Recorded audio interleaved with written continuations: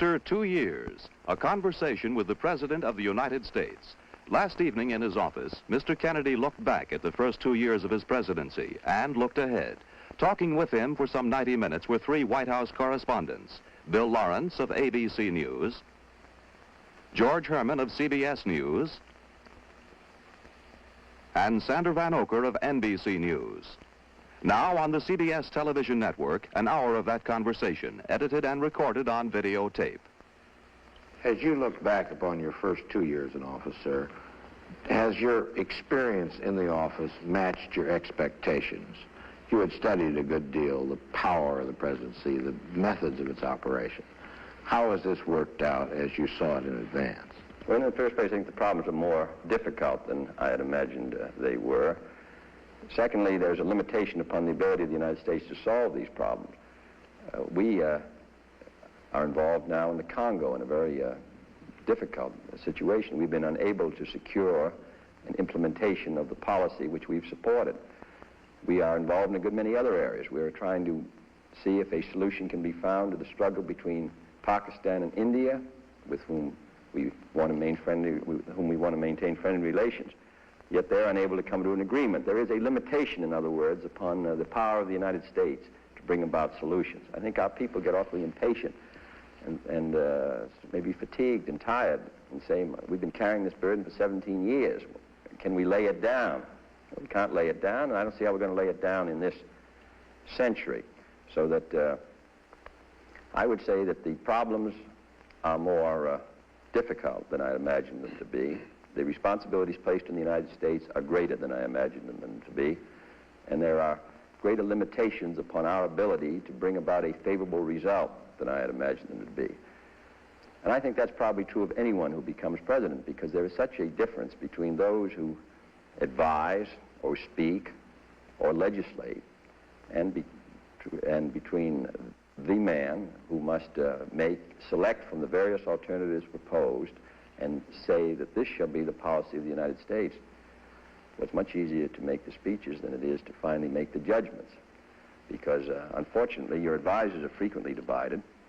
If you take the wrong course, and on occasion I have, the president bears the burden, responsibility quite rightly. The advisors may move on to new advice. Well, Mr. President, that brings up a point that's always interested me. How does a president go about making a decision, like Cuba, for example? The most recent one was hammered out, really, our policy and decision over a period of 5 or 6 days. During that period, the 15 people, more or less, who were directly consulted, frequently changed their view because whatever action we took had so many disadvantages to it. And each action that we took raised the prospect that it might escalate with the Soviet Union into a nuclear war. Finally, however, I think a general consensus developed and certainly seemed, after all alternatives were examined, that the course of action that we finally adopted was the right one. Now, when I talked to members of the Congress, several of them suggested a different alternative when we confronted them on that Monday with the evidence. My feeling is that if they had gone through the 5-day period we had gone through at looking at the various alternatives, the advantages and disadvantages of action, they probably would have come out the same way that we did. I think we took the right one. If we had had to act on the Wednesday in the first 24 hours, I don't think probably we would have chosen as prudently as we finally did, a quarantine against the use of offensive weapons. In addition, that had much more power than we first thought it did, because I think the Soviet Union was very reluctant to have us stop ships which carried with them a good deal of their highly secret and sensitive material.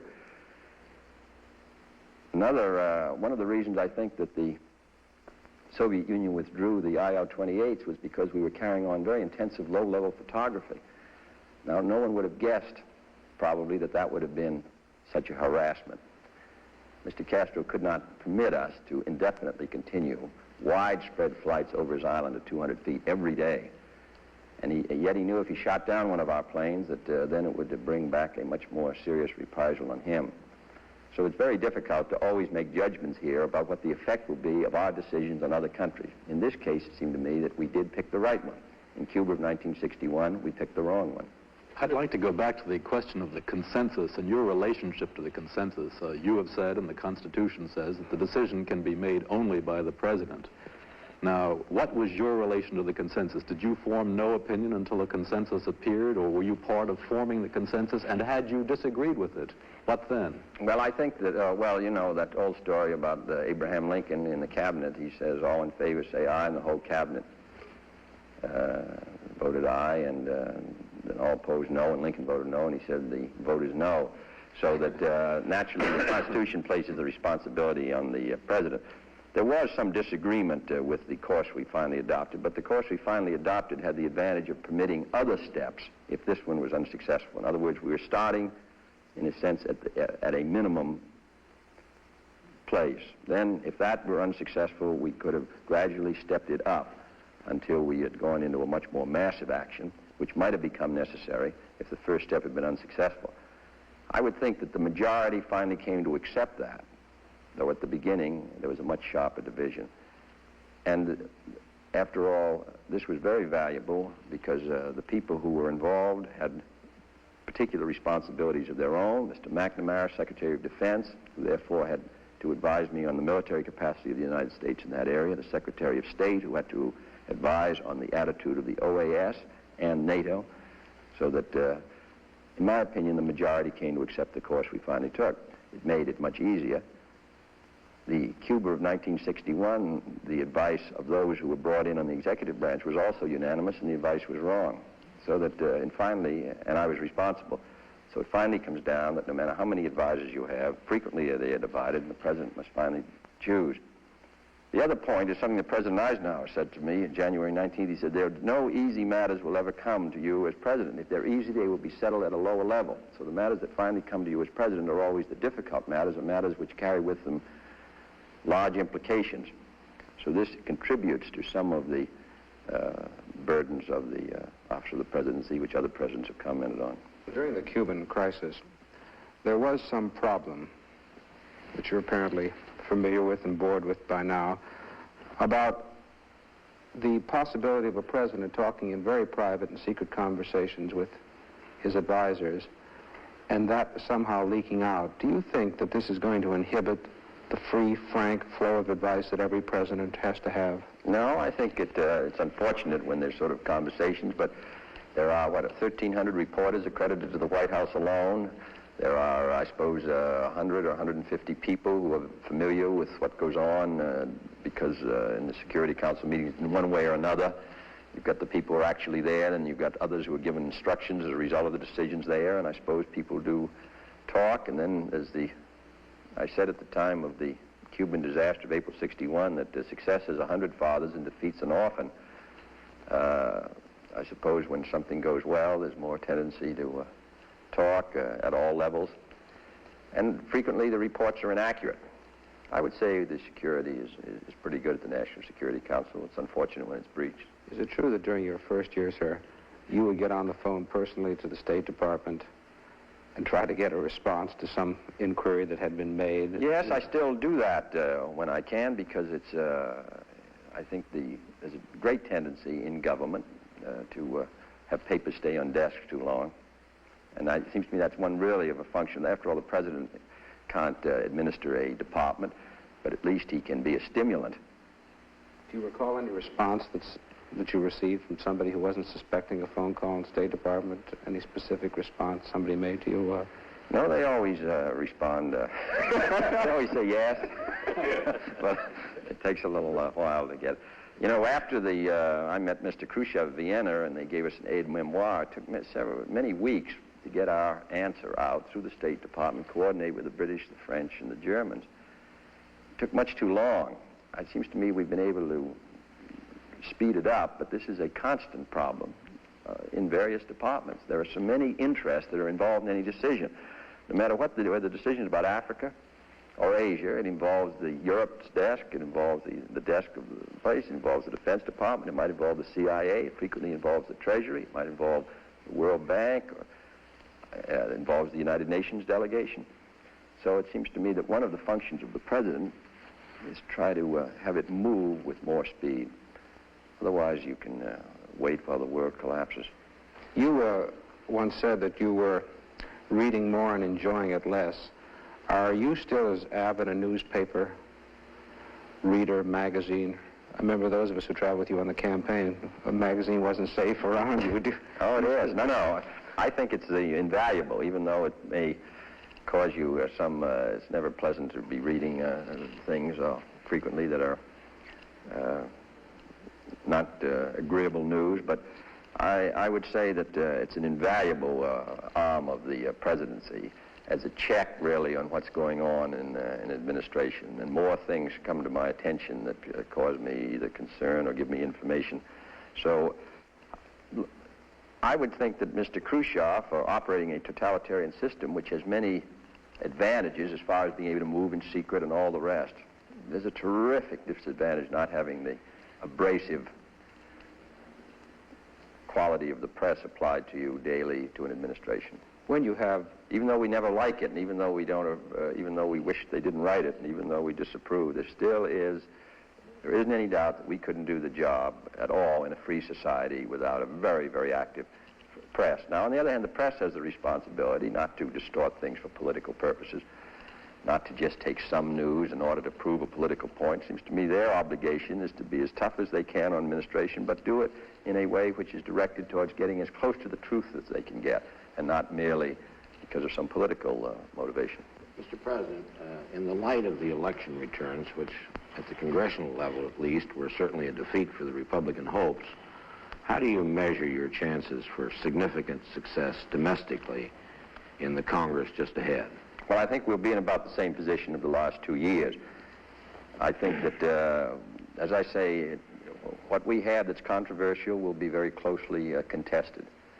Did the complexion of the House change a little bit by these shifts due I to would say it's redistricting? slightly against us more than it was. We're not quite as good shape as we was for the last 2 years, but we're about where we were the last 2 years, which means every vote will be 3 or 4 votes either way, winning or losing.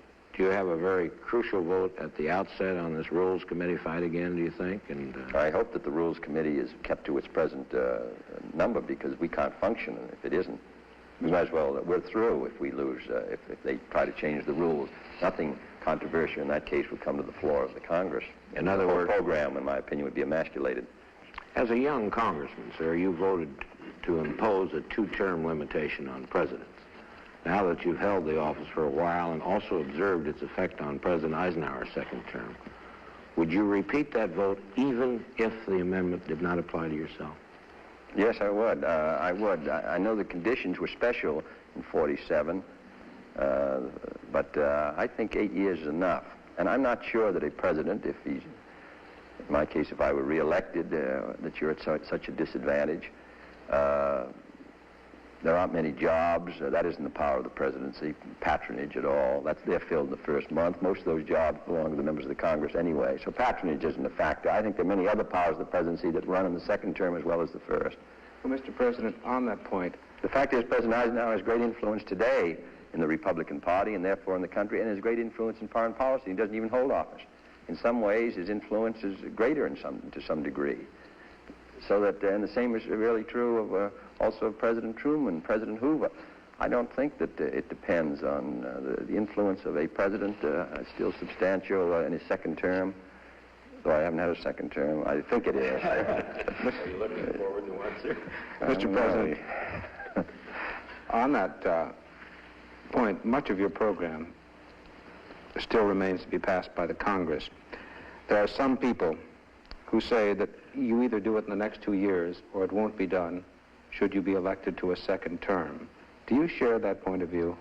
You know, in the first place, I think we've got a lot by. I was looking at what we set out to do in January '61 the other day, and on taxes and on Social Security welfare changes and area redevelopment, minimum wage, the Peace Corps, the Alliance for Progress, the and strengthening the defenses, strengthening our space program. We did all those things. The trade bill, not perhaps to the extent in every case of our original proposal, but substantial progress. I think we can do some more the next 2 years. And I would think that there are going to be new problems in 60, if I were reelected in 65, and I don't look at the second term as necessarily a decline. I don't think that at all. In fact, I think you know much more about the position. It's a tremendous change to go from being a senator to being president. In the first months, it's are very difficult. But I have no reason to believe that a president with the powers of this office and the responsibilities placed on it, if he has a judgment that some things need to be done, I think he can do it just as well the second time as the first, depending, of course, on the makeup of the Congress. The fact is, I think the Congress looks more powerful sitting here than it did when I was there in the Congress. But that's because when you're in Congress, you're one of 100 in the Senate or one of 435 in the House. So that the power is so divided. But from here, I look at a Congress, and I look at the collective power of the Congress, particularly the block action, which if it wants to, and it's a substantial power. Mr. President, power like charities, you know, it begins at home. And you seem to have one view of what we need to do at home, and Congress seems to have another view. A lot of money will be appropriated for defense and national security, but there's a certain reluctance to devote money to another form of capital investment, education, and other things like that at home. Is it purely a question of money, or is this religious thing really going to make it impossible for you to get the Education Act passed? Well, education, it's certainly the question of how the funds will be distributed and how they will be shared is one of the factors. The integration question is another matter which comes into it. I think that, you know, Thomas Jefferson once said, to expect a people to be ignorant and free is to expect what never was and never will be. Here we're going to have twice as many people trying to go to college in 1970 as 1960. That means we have to build as many buildings in 10 years as we built the whole 160 years of our country's history. Then you've got these millions of young boys and girls who are dropping out of school, who are unskilled at a time when skilled labor is needed and not unskilled. So we need money for vocational training to train them in skills, to retrain workers, to provide assistance funds for colleges, and then to provide assistance to those who are going to get doctorates, higher advanced in engineering, science, and mathematics. We have a severe shortage there, and yet we're asking for space, defense, and all the rest. The Soviet Union is concentrating on this. So all this requires funds, but it's all in controversy. Some people feel the federal government should play no role, and yet the federal government, since the Land Grant Act and back to the Northwest Ordinance, has played a major role. I think the federal government has a great responsibility in the field of education. We can't maintain our strength industrially, militarily, scientifically, socially without very well-educated citizenry. And I think the federal government has a role to play. So we're going to send up a program. Unfortunately, because of the factors you mentioned and other reasons, we've come close to getting assistance to education passed, but we haven't been successful. Mr. President, is your problem of getting an education bill through this year made more difficult by the events in Oxford, Mississippi, and the use of federal troops there? Yes, I think so. Well, I think so. How will you combat this new? Well, as I say, we've got this is a case of where we've come very close. President Eisenhower came close. We came close once. We got a bill through the House, through the Senate, almost through the House. We didn't get it. And another trying for higher education through the Senate, the House, and then failed. The conference failed. Now Oxford, Mississippi, which has made this whole question of the federal government and education more sensitive in some parts of the country. I suppose that's going to be a factor against us. I don't really know what other role they would expect the President of the United States to play. The court, made up of Southern judges, determined that it was according to the Constitution Mr. Meredith go to the University of Mississippi.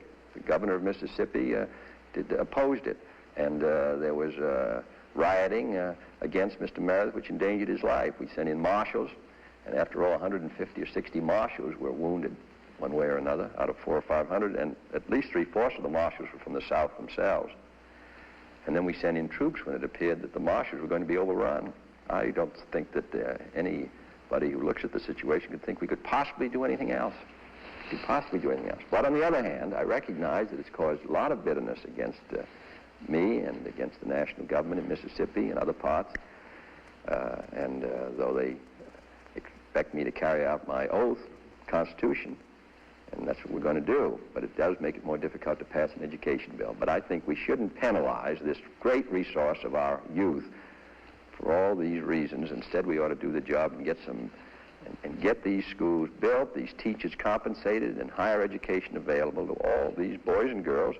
And every time I drive around the country, that's all you see are 6 and 7 and 8 and 9-year-old children who are going to be pouring into our schools and colleges. And every governor will tell you that's his major problem, providing educational facilities. Well, the national government has a responsibility. If we could return for a moment to the subject of the President's responsibility in foreign affairs. Now, when some congressmen disagreed with your course of action over Cuba on that Monday, the responsibility you had by the Constitution was very clear. But in domestic matters where the responsibility is divided, how do you use the presidency, in Theodore Roosevelt's phrase, the bully pulpit, to move these men who really are kind of barons and sovereigns in their own right up there on the hill? Have you any way to move them toward a course of action which you think is imperative? Well, the Constitution and the development of the Congress all give advantage to delay. It's very easy to defeat a bill in the Congress. It's much more difficult to pass one. To go through a committee, say the Ways and Means Committee of the House, a subcommittee and get a majority vote, the full committee, get a majority vote, go to the Rules Committee and get a rule, go to the floor of the House and get a majority, start over again in the Senate, subcommittee and full committee, and in the Senate there is unlimited debate, so you can never bring a matter to a vote if there's enough determination on the part of the opponents, even if they're a minority, to go through the Senate with the bill, and then unanimously get a conference between the House and Senate to adjust the bill, or if one member objects, to have it go back through the Rules Committee, back through the Congress, and have this done on a controversial piece of legislation where powerful groups are opposing it. That's an extremely difficult task, so that the struggle for a president who has a program to move it through the Congress, particularly when the seniority system may place particular individuals in key positions who may be wholly unsympathetic to your program, maybe even though they're members of your own party in political opposition to the president. This is a struggle which every president who's tried to get a program through has had to deal with. After all, Franklin Roosevelt was elected by the largest majority in history in 1936, and he got his worst defeat a few months afterwards in the Supreme Court bill. So that they are two separate offices and two separate powers, the Congress and the presidency. There's bound to be conflict, but they must cooperate to the degree that's possible. But that's why no president's program is ever put in. The only time a president's program is put in quickly and easily is when the program is insignificant. But if it's significant and affects important interests and is controversial, therefore, then there's a fight, and then the president is never wholly successful. Well, Mr. President, which is the better part of wisdom? To take a bill that's completely emasculated, that you had great interest in, and accept it, or accept its defeat in the hope of building up public support for it at a later time? Oh, I would say, given the conditions you described, I think it would be better to accept the defeat. But that's usually what has happened, and what has happened to us in the last 2 years. A good many of our bills passed in reasonable position, not the way we sent them up, but after all, the Congress has its own will to and own feelings and its own judgment, and they are close to the people. The whole House of Representatives have just been elected, so that it's quite natural that they will have a different perspective than I may have. So I would say that what we ought to do is do the best we can. But if it's completely emasculated, then there's no sense in having the shadow of success and not the substance. Mr. President, in this exercise of presidential power, I think perhaps the best known case and the most widely talked about was your rollback of steel prices after they had been announced by the steel companies. Some people have suggested that in retrospect, perhaps you would not have acted so vigorously. Is there any truth in this suggestion? No, I must say I think it would have been a very serious situation if, though I don't like to rake over old fires, I think it would have been a serious situation if I had not attempted with all my influence to try to get a rollback, because there was an issue of good faith involved. The steel union had accepted the most limited settlement that they had had since the end of the Second War. They had accepted it 3 or 4 months ahead. They did it in part, I think, because I said that we could not afford another inflationary spiral that would affect our competitive position abroad. So they signed up. And then when their last contract was signed, which was the Friday or Saturday before, then steel put its prices up immediately. Well, it seemed to me that that was the question of good faith was involved, and that if I had not attempted, after asking the unions to accept a non-inflationary settlement, if I hadn't attempted to use my influence to have the companies hold their prices stable, I think the unions could have rightfully felt that they had been misled. In my opinion, it would have endangered the whole bargaining between labor and management, would have made it impossible for us to exert any influence from the public point of view in the future on these great labor management disputes which do affect the public interest. So I have no regrets. The fact is we were successful. Now, supposing we had tried and made a speech about it and then failed, I would have thought that would have been an awful setback to the office of the presidency. Now, I just think that looking back on it, I wouldn't change it at all. There's no sense in raising hell and then not being successful. There's no sense putting the office of the presidency on the line on an issue and then being defeated. Now, an unfortunate